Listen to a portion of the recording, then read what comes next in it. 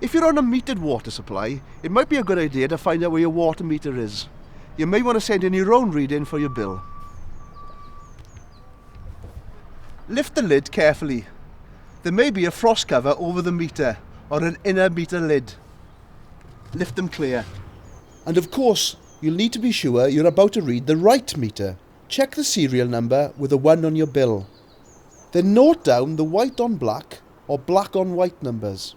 Ignore the red numbers. That's your current reading to send to Welsh Water. And sometimes you might see water in this meter chamber. It's probably just groundwater, not a leak. But if it's still there after a very dry spell, it may be best to get it checked.